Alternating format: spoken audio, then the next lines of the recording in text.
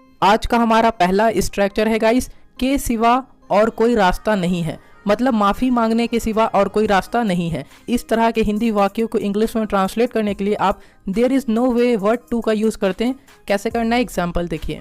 तुम्हें माफ़ी तो मांगनी ही पड़ेगी, माफ़ी मांगने के सिवा और कोई रास्ता नहीं है। आप बना सकते हैं you'll have to apologize, there is no way but to apologize, you'll have to apologize, there is no way but to apologize। एक और एग्जाम्पल देखिए गाइस, मेरे पास पैसे नहीं हैं, घर बेचने के अलावा और कोई रास्ता नहीं है। तो आप बनाते हैं I don't have money, there is no way but to sell the house, I don't have money, there is no way but to sell the house। आज का अगला स्ट्रक्चर है गाइस, इससे डैश नहीं मिलेगा। मतलब इससे अच्छा नहीं मिलेगा, इससे महंगा नहीं मिलेगा, इससे सस्ता नहीं मिलेगा। इस तरह के हिंदी वाक्यों को इंग्लिश में ट्रांसलेट करने के लिए आप यू कांट टॉप डैट का यूज़ करते हैं। किस तरह करना है एक एग्जाम्पल के थ्रू समझते हैं। यह सबसे अच्छा पेन है, इससे अच्छा पेन आपको नहीं मिलेगा। आप सिंपली इंग्लिश में ट्रांसलेट कर सकते हैं और बनाएंगे guys, this is the best pen, you can't top that, this is the best pen, you can't top that. आप इस तरीके से इसे ट्रांसलेट करते हैं। एक और एग्जाम्पल देखिए गाइस, तुम्हें पता भी है यह सबसे महंगा कार है, इससे महंगा कार तुम्हें नहीं मिलेगा। आप सिंपली इंग्लिश में बोल सकते हैं guys, do you even no this is the most expensive car, you can't top that, do you even no this is the most expensive car, you can't top that. आज का हमारा अगला structure है guys, हुआ करता था। कई बार हम लोग ऐसे बोलते हैं वह बहुत बदमाश हुआ करता था, या फिर वह बहुत फेमस हुआ करता था। इस तरह के हिंदी वाक्यों को इंग्लिश में ट्रांसलेट करने के लिए आप यूज्ड टू बी का यूज़ करते हैं। कैसे करना है एग्जाम्पल देखिए, तुम्हें पता भी है वह अपने जमाने में एक मशहूर एक्टर हुआ करता था। आप बना सकते हैं, do you even know he used to be a famous actor in his time, do you even know he used to be a famous actor in his time. अपने समय में वह बहुत बदमाश हुआ करता था। गाइस, इस तरह की लाइन अक्सर हम लोग अपने पेरेंट्स के मुंह से सुनते हैं, वो अपने समय की बात बताया करते हैं। तो इसे आप इंग्लिश में बना सकते हैं, he used to be very wicked in his time, he used to be very wicked in his time. आप इस तरीके से इसे बना सकते हैं। आज का हमारा अगला स्ट्रक्चर है गाइस, से ज़्यादा अच्छा है। कई बार हम लोग सिंपली बोलते हैं तुम मुझसे ज़्यादा अच्छे हो, तो ऐसे सेंटेंसेस तो हम लोग बना लेते हैं। लेकिन जब हम बोलते हैं मेरे शर्ट का कलर तुम्हारे शर्ट के कलर से ज़्यादा अच्छा है, तो उसके लिए आप दैन डैट ऑफ या फिर दैन दोज ऑफ का यूज़ करते हैं। कैसे करना है एग्जाम्पल देखिए, तुम्हारे शर्ट का कलर मेरे शर्ट के कलर से ज़्यादा अच्छा है। तो आप बोलते हैं the colour of your shirt is better than that of my shirt, the colour of your shirt is better than that of my shirt. एक और एग्जाम्पल देखिएगा, इस बात ज़्यादा क्लियर होगी। इस क्लास की लड़कियाँ उस क्लास की लड़कियों से ज़्यादा सुंदर हैं। गाइस, सिंपली आप ट्रांसलेट कर सकते हैं और बोल सकते हैं the girls of this class are more beautiful than those of that class. Guys, plural के साथ आप दोज का यूज़ करेंगे और सिंगुलर के साथ आप डैट का यूज़ करेंगे। आज का हमारा अगला स्ट्रक्चर है गाइस, के सिवा कुछ नहीं करता है। कई बार हम लोग ऐसे बोलते हैं वह खेलने के सिवा कुछ नहीं करता है, या फिर वह पढ़ने के सिवा कुछ नहीं करता है। तो ऐसे सेंटेंसेस को इंग्लिश में ट्रांसलेट करने के लिए आप नथिंग बट का यूज़ करते हैं। कैसे करना है एग्जाम्पल देखिए, वह हमेशा पढ़ता रहता है, वह पढ़ने के सिवा कुछ नहीं करता है। He is always studying, he does nothing but study, he is always studying, he does nothing but study. आप इस तरीके से बना सकते हैं। एक और एग्जाम्पल देखिए गाइस, वह हमेशा सोता ही रहता है, वह सोने के सिवा कुछ नहीं करता है। अक्सर आप डे टू डे लाइफ में ऐसे सुनते होंगे, आप इंग्लिश में बोल सकते हैं he is always sleeping, he does nothing but sleep, he is always sleeping, he does nothing but sleep. आप इस तरीके से इसे सिंपली इंग्लिश में ट्रांसलेट कर सकते हैं। आज का हमारा अगला स्ट्रक्चर है गाइस, भगवान जाने। कई बार हम लोग ऐसे बोलते हैं भगवान जाने कौन सही है, या फिर भगवान जाने उसे कैसे पता चला। इस तरह के हिंदी वाक्यों को इंग्लिश में ट्रांसलेट करने के लिए आप गॉड नोस का यूज़ करते हैं। किस प्रकार से करना है एग्जाम्पल देखिए, मैं कुछ कह नहीं सकता, भगवान जाने कौन सही है और कौन गलत। आप डे टू डे लाइफ में ऐसे बहुत सुनते होंगे। आप इंग्लिश में बोल सकते हैं I can't say anything, God knows who is right and who is wrong. I can't say anything, God knows who is right and who is wrong. एक और एग्जाम्पल देखिए गाइस, मुझे कुछ पता नहीं है, भगवान जाने वो ये सब चीज़ें कहाँ से लाता है। आप सिंपली इंग्लिश में ट्रांसलेट कर सकते हैं और बोलेंगे I don't know anything, God knows from where does he get all this things. I don't know anything, God knows from where does he get all this thing. मैं खोया हुआ है या फिर मैं डूबा हुआ है, या फिर कई बार हम लोग बोलते हैं वो खेलने में मगन है। तो इस तरह के हिंदी सेंटेंसेस को इंग्लिश में ट्रांसलेट करने के लिए हम इनग्रॉस्ड इन का मदद लेते हैं। तो कैसे करना है, एग्जाम्पल देखिए। उसका ध्यान कहाँ है, वो मोबाइल में डूबा हुआ है या फिर मोबाइल में खोया हुआ है या फिर मोबाइल में मगन है। तो आप बोलते हैं where is his attention, he is engrossed in mobile. Where is his attention, he is engrossed in mobile. एक और एग्जाम्पल देखिए, आजकल वो पैसा कमाने में लगा है, ऐसे भी बोलते हैं। या फिर पैसा कमाने में खोया हुआ है, पैसा कमाने में मगन है। तो आप बोल सकते हैं ही is engrossed in earning money now a days. आप इस तरीके से इसे ट्रांसलेट कर सकते हैं। हमारा अगला स्ट्रक्चर है कुछ करने में शर्म आना, है ना। जैसे कि मुझे लड़कियों से बात करने में शर्म आती है। इस तरह के हिंदी सेंटेंसेस को इंग्लिश में ट्रांसलेट करने के लिए आप फाइट शाई ऑफ का यूज़ करते हैं। कैसे करना है, एग्जाम्पल देखिए। मुझे किसी लड़की से बात करने में शर्म आती है ना। कई बार आप ऐसे बोलते होंगे डे टू डे लाइफ में। तो आप इसे इंग्लिश में ट्रांसलेट कर सकते हैं। आप बोलेंगे आई फाइट शाई of talking with any girls. I fight शाई of talking with any girls. आप इस तरीके से इसे इंग्लिश में ट्रांसलेट करते हैं। हमारा अगला एग्जाम्पल है वो बोल रहा है कि उसे गाना गाने में शर्म आ रही है ना। ये कॉन्टिन्यूअस में है तो आप ING लगाएंगे। आप बना सकते हैं he is saying that he is fighting शाई of singing a song. He is saying that he is fighting शाई ऑफ सिंगिंग अ सॉन्ग। आप इस तरीके से इसे इंग्लिश में ट्रांसलेट कर सकते हैं। हमारा अगला स्ट्रक्चर है कुछ होने का नाटक करना। मान लीजिए कोई बीमार होने का नाटक करता है या फिर कोई रोने का नाटक करता है। तो इसे इंग्लिश में ट्रांसलेट करने के लिए आप एक्ट टू बी का प्रयोग करते हैं। एग्जाम्पल देखिए, तुम उसे जानते नहीं हो, वह रोने का नाटक करता है ना। मतलब सचमुच का नहीं रोता है, नाटक करता है। आप सिंपली इसे इंग्लिश में ट्रांसलेट कर सकते हैं you don't know him, he acts to be crying. You don't know him, he acts to be crying. आप यहाँ ING फॉर्म का इस्तेमाल करेंगे। तुम्हारे पास बहुत पैसा है, तुम गरीब होने का नाटक करते हो, है ना। यहाँ पर भी नाटक करने का सेंस आ रहा है तो आप एक्ट टू बी का प्रयोग करेंगे। आप बोल सकते हैं you have a lot of money, you act to be poor. You have a lot of money, you act to be poor. आप इस तरीके से इसे इंग्लिश में ट्रांसलेट कर सकते हैं।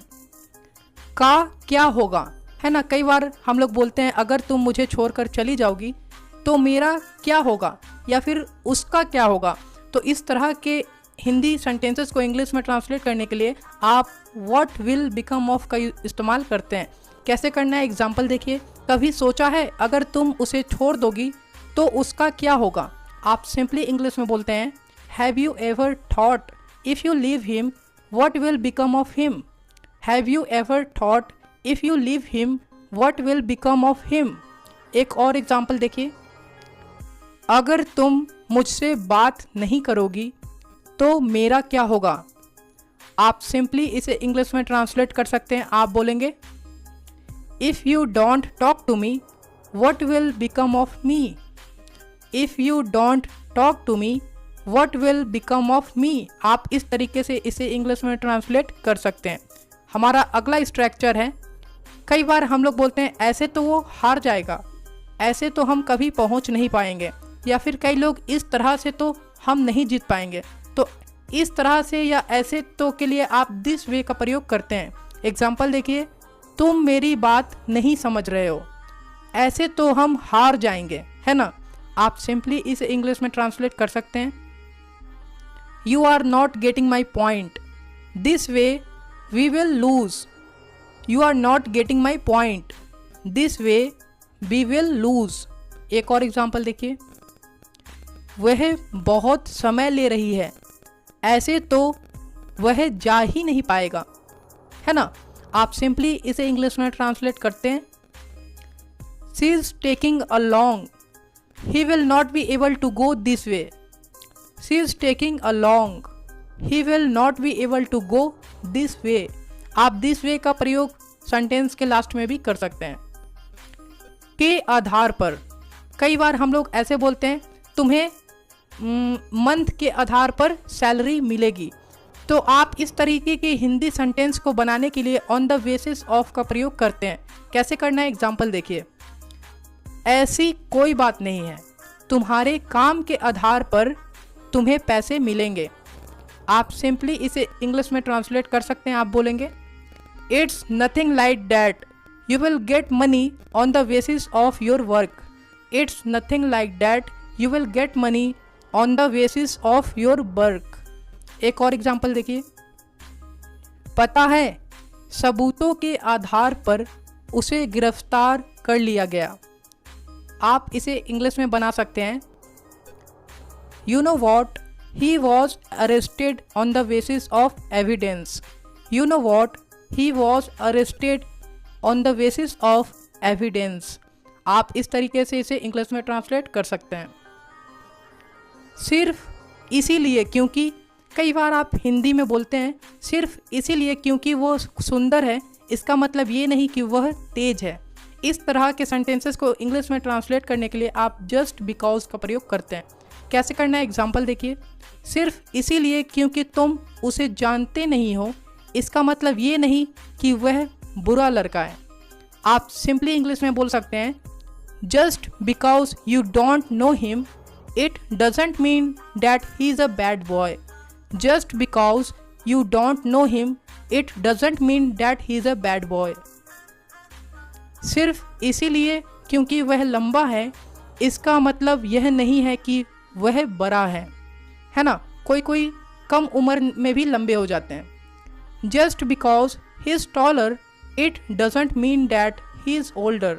Just because he is taller, it doesn't mean that he is older. आज का हमारा अगला स्ट्रक्चर है, पसंद आया जिस तरह से, है ना। कई बार आप बोलते हैं, मुझे पसंद आया जिस तरह से तुमने उसे जवाब दिया। तो इस तरह के सेंटेंसेस को इंग्लिश में ट्रांसलेट करने के लिए आप लाइक्ड द वे का इस्तेमाल करते हैं। कैसे करना है, एग्जाम्पल देखिए, मुझे पसंद आया जिस तरह से तुमने उसे जवाब दिया। आप इस तरह के वाक्य डे टू डे लाइफ में काफ़ी बोलते होंगे। आप सिंपली इसे इंग्लिश में ट्रांसलेट कर सकते हैं, आई liked the way you replied him. I liked the way you replied him. आप सिंपली इसे इस तरह ट्रांसलेट कर सकते हैं। एक और एग्जांपल देखिए, पता है मुझे पसंद था जिस तरह से वह मुझसे बात किया करती थी। आप सिंपली इसे इंग्लिश में ट्रांसलेट कर सकते हैं। आप बोलेंगे, you know what, I liked the way she used to talk with me. You know what, I liked the way she used to talk with me. हाथ पर हाथ रखकर बैठना, कई बार हम लोग ऐसे बोलते हैं कि हाथ पर हाथ रखकर बैठने से काम नहीं चलेगा। तो इस तरह के हिंदी वाक्यों को इंग्लिश में ट्रांसलेट करने के लिए आप सिट ऑन वंस हैंड का यूज़ करते हैं। कैसे करना है, एग्जाम्पल देखिए, तुम्हें कुछ करना पड़ेगा, अब हाथ पर हाथ रखकर बैठने का समय नहीं है। आप बना सकते हैं, you will have to do something now, it's not time to sit on your hands. You will have to do something now, it's not time to sit on your hands। एक और एग्जाम्पल देखिए guys, हाथ पर हाथ रखकर बैठने से कुछ नहीं होगा, तुम्हें मेहनत करना चाहिए। आप बना सकते हैं, nothing will happen to sit on your hands, you should work hard। Nothing will happen to sit on your hands, you should work hard। खून खौल रहा है, इस तरह से हम लोग कई बार बोलते हैं, उसका खून खौल रहा है, मेरा खून खौल रहा है। इस तरह की हिंदी वाक्यों को इंग्लिश में ट्रांसलेट करने के लिए आप इज ब्लड ऑफ का यूज़ करते हैं। कैसे करना है, एग्जाम्पल देखिए, अब मैं और बर्दाश्त नहीं कर सकता, मेरा खून खौल रहा है। ऐसे वाक्य आप डे टू डे लाइफ में काफ़ी यूज़ करते होंगे। आप इंग्लिश में बोल सकते हैं I can't take it any more, my blood is up. I can't take it any more, my blood is up. एक और एग्जाम्पल देखिए गाइस, अंदर मत जाओ नहीं तो डांट सुन जाओगे, पापा का खून खौल रहा है, मतलब पापा बहुत गुस्से में है। आप बना सकते हैं इसको इंग्लिश में don't go inside or else you will be scolded, dad's blood is up. Don't go inside or else you will be scolded, dad's blood is up. आज का हमारा अगला स्ट्रक्चर है गाइस, न चाहते हुए भी। कई बार हम लोग ऐसे बोलते हैं न चाहते हुए भी मुझे उससे माफ़ी मांगनी पड़ी। इस तरह के हिंदी वाक्यों को इंग्लिश में ट्रांसलेट करने के लिए आप अनविलिंगली का इस्तेमाल करते हैं। कैसे करना है एग्जाम्पल देखिए, न चाहते हुए भी मुझे वहाँ जाना पड़ा क्योंकि मुझे पैसे की ज़रूरत थी। आप सिंपली इंग्लिश में ट्रांसलेट करते हैं और बोलेंगे I had to go there unwillingly because I needed money. I had to go there unwillingly because I needed money. एक और एग्जाम्पल देखिए गाइस, न चाहते हुए भी मुझे खाना पड़ रहा है, नहीं तो खाना बर्बाद हो जाएगा। कई बार आप डे टू डे लाइफ में ऐसे वाक्य बोलते हैं। आप इंग्लिश में बोल सकते हैं I am having to eat unwillingly otherwise the food will be waste. I am having to eat unwillingly otherwise the food will be waste. आज का हमारा अगला स्ट्रक्चर है गाइस, बीच में आ जाना। कई बार हम लोग ऐसे बोलते हैं कि मैं भी उसे पीट सकता हूँ लेकिन मेरी माँ इस बीच में आ जाती है। इस तरह के हिंदी वाक्यों को इंग्लिश में ट्रांसलेट करने के लिए आप get in the way of का यूज़ करते हैं। कैसे करना है एग्जाम्पल देखिए, मैं भी लड़ाई कर सकता हूँ पर मैं ऐसा नहीं कर सकता क्योंकि मेरा ईमान बीच में आ जाता है। I can also fight but I can't do so because my faith gets in the way of it. आप इस तरह से इसे इंग्लिश में ट्रांसलेट करते हैं। एक और एग्जाम्पल देखिए, मैं भी उसे मार सकता हूँ पर मेरी माँ इसके बीच आ जाती है। आप इसे सिंपली इंग्लिश में ट्रांसलेट कर सकते हैं और बना सकते हैं I can also beat him but my mom gets in the way of it. I can also beat him but my mom gets in the way of it. आज का हमारा अगला स्ट्रक्चर है गाइस, कुछ भी कहो। कई बार हम लोग ऐसे बोलते हैं कुछ भी कहो पर मूवी अच्छी थी। इस तरह के हिंदी वाक्यों को इंग्लिश में ट्रांसलेट करने के लिए आप से व्हाट यू विल का इस्तेमाल करते हैं। कैसे करना है एग्जाम्पल देखिए, कुछ भी कहो पर वह है बहुत ताकतवर, कोई भी उसके सामने टिक नहीं सकता। Say what you will but he is very strong, no one can stand by him.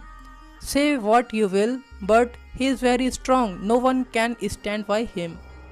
एक और एग्जाम्पल देखिए गाइस, कुछ भी कहो पर खाना बहुत अच्छा था, मैं वहाँ दोबारा जाऊँगा। इस तरह के सेंटेंस आप बोलते ही होंगे। आप इंग्लिश में बना सकते हैं say what you will but food was very tasty, I will go there again. Say what you will but food was very tasty, I will go there again. आज का हमारा अगला स्ट्रक्चर है गाइस, अपना ही मज़ा है। कई बार हम लोग ऐसे बोलते हैं कि ठंडी में चाय पीने का अपना ही मज़ा है। इस तरह के हिंदी वाक्यों को इंग्लिश में ट्रांसलेट करने के लिए आप हैज़ इट्स ओन फील का इस्तेमाल करते हैं। कैसे करना है एग्जाम्पल देखिए, तुम नहीं समझोगे, गाड़ी से घूमने का अपना ही मज़ा है।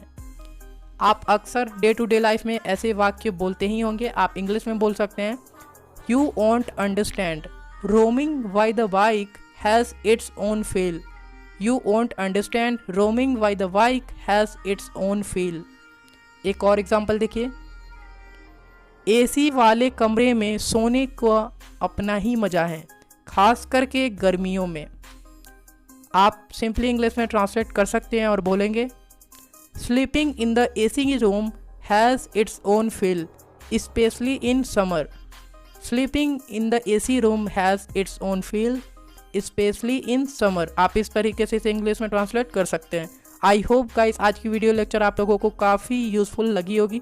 तो वीडियो को लाइक शेयर सब्सक्राइब जरूर करिएगा। आप हमें कमेंट बॉक्स में बताएं कि आज की वीडियो लेक्चर आप लोगों को कैसी लगी। So thank you so much guys for watching this video. Keep watching and keep learning. Take care everyone.